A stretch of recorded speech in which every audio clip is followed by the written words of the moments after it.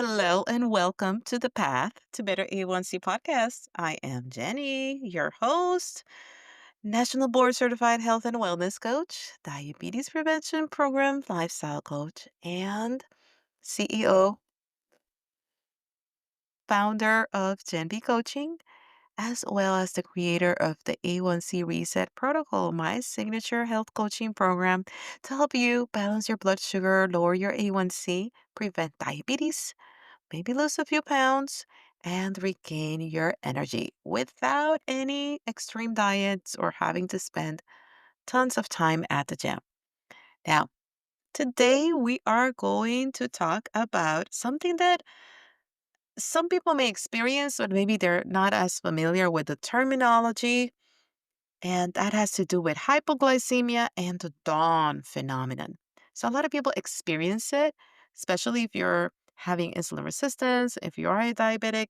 Um, but a lot of them don't even know that there's a term for that. Now, if you ever felt shaky, tired after a meal, a bit confused about why your blood sugar is high first thing in the morning, this episode is going to bring you clarity. We are going to break down two common misunderstanding things about blood sugar patterns. It's the reactive hypoglycemia, which causes those dips after eating, and also DOM phenomenon, which causes early morning glucose spikes. Right? Now, they can both affect how you feel and how your body functions, but they come from very different causes and require different solutions. So let's dive in. Now, today, my goal is that you will discover what reactive hypoglycemia is and how to manage it, what causes the Down phenomenon and why it matters to understand the key differences between these two patterns. And hopefully, you will get, as always, as in every episode, actionable strategies to reduce both those crashes and those morning spikes. So, let's talk about reactive hypoglycemia.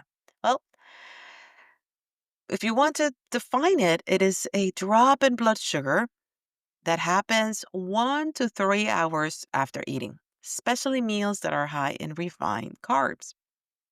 It is caused by overproduction of insulin in response to that blood sugar spike. The body's trying to manage it. The body's trying to bring those levels down as quick as possible, and it's going to pump insulin until it does. Now, that excess insulin leads to a very sharp drop in glucose shortly after eating. So, some of these common symptoms, if you're experiencing this reactive hypoglycemia, are you may feel fatigue, you may feel a bit shaky, dizziness, lightheartedness, brain fog, intense hunger, cravings. And in some rare cases, I believe I had one or two clients that shared with me that sometimes they will feel that they start sweating and even blurry vision and even seizures, right? Like it can get dangerously low. Now, this is more common on people that are in that early stage of insulin resistance or are pre-diabetic. So this is something, if you are pre-diabetic, if you're already starting to see some of these signs, this is something to be watching. Now, how do you manage this reactive hypoglycemia? How do you do it naturally? You don't necessarily need medication to manage this in most cases. What matters most is that meal balance and the timing. So, eating protein, healthy fat, fiber rich carbs together, building that balance plate is very important.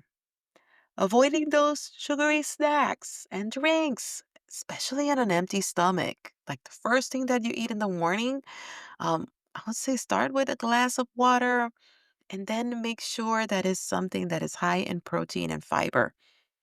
Even before your coffee. I'm not against coffee. I love coffee and I'm a coffee drinker, but don't let it be the first thing that you put in your stomach. Now, again, you probably, if you've been around and stuck around with me, you know that I am big on not skipping meals. Try to eat between every 3 to 4 hours. It will help keep your blood sugar stable. Have a protein snack in the afternoon or before bed if you need it.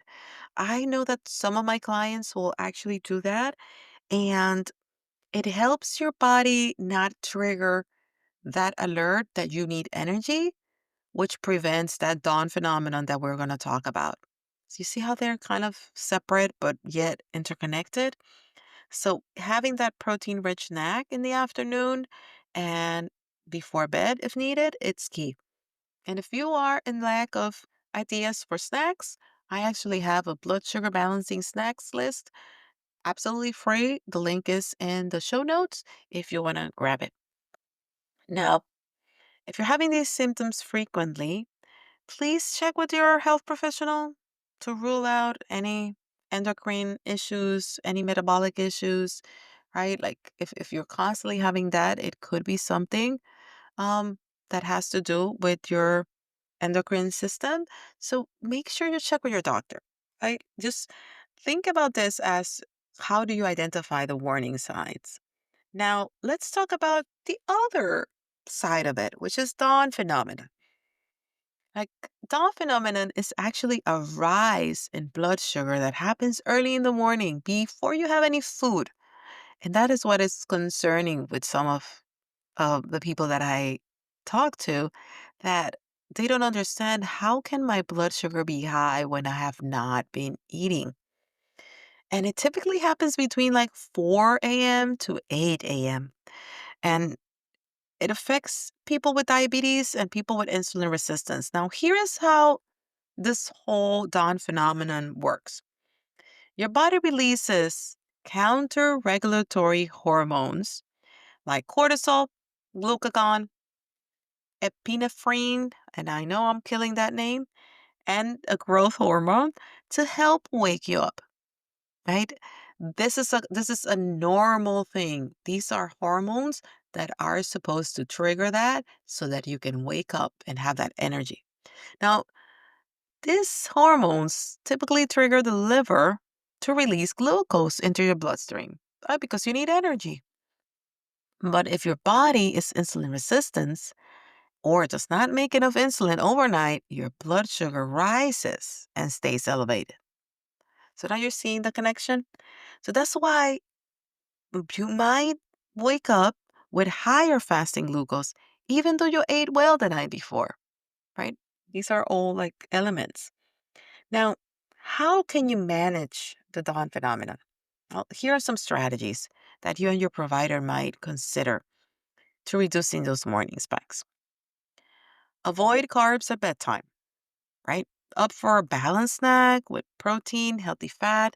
Same thing with dinner. I typically tell my clients try to not have a very heavy meal with lots of carbs at dinner. Try a light evening walk or stretching, something that will add some movement to support that insulin sensitivity.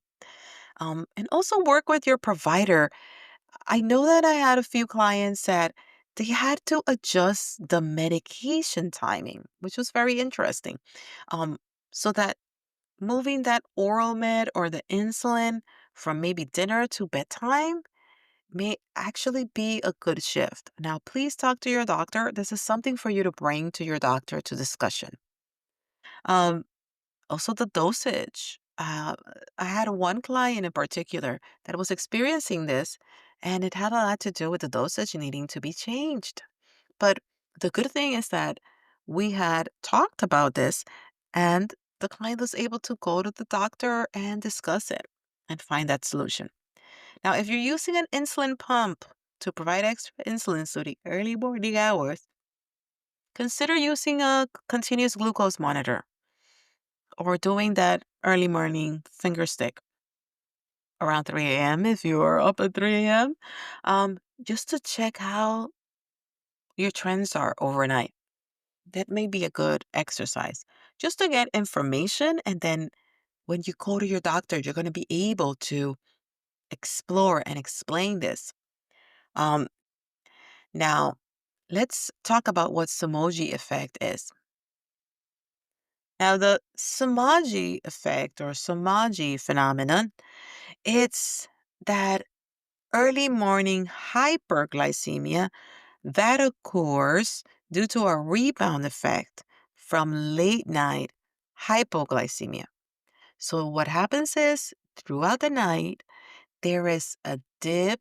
Your blood sugar is going too low, and the body just bounces back.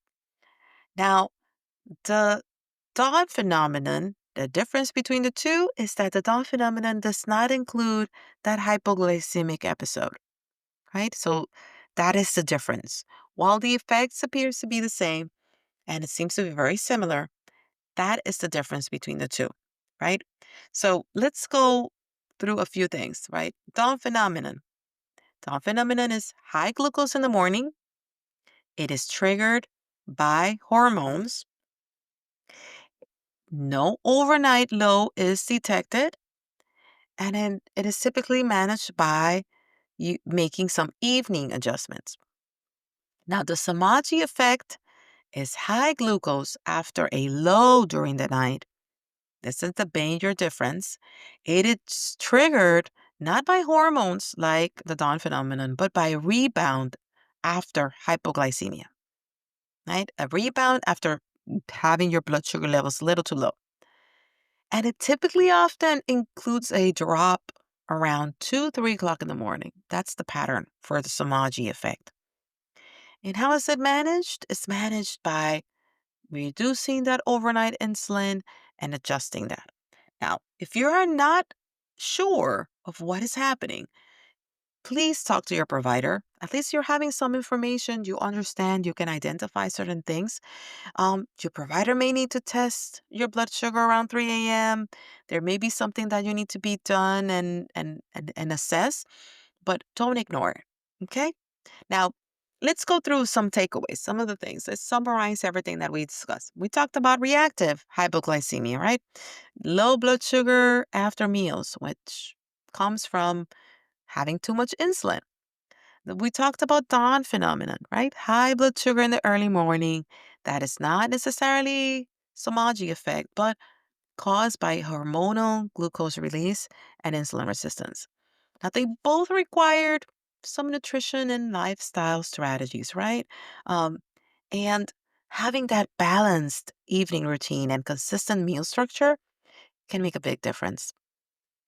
Always talk to your healthcare provider if you feel that the symptoms are frequent, if they're interfering with your daily life. Remember, I'm just providing a bit of guidance and color and some information so that you can make that educated decision and have that educated discussion with your doctor. So you know the basics and you go intelligently and present everything that is happening.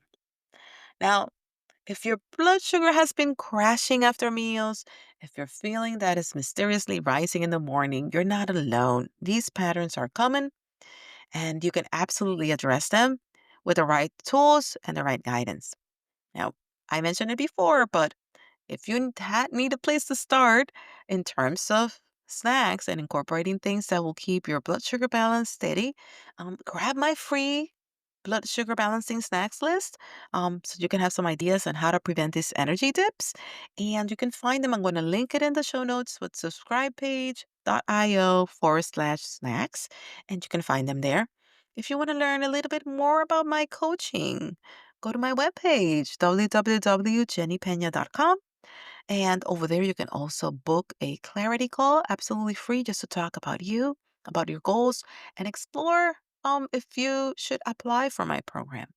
And you're always welcome to follow me on Instagram. And my handle is Coach Jen P. And I am looking forward to the next episode. Thank you so much for tuning in. If you found this valuable and you're not subscribed, please subscribe, share a review if you wish, and share this episode with others if you know anyone that is experiencing this, and maybe this will bring some clarity. Have an amazing rest of your week, and until the next one, bye.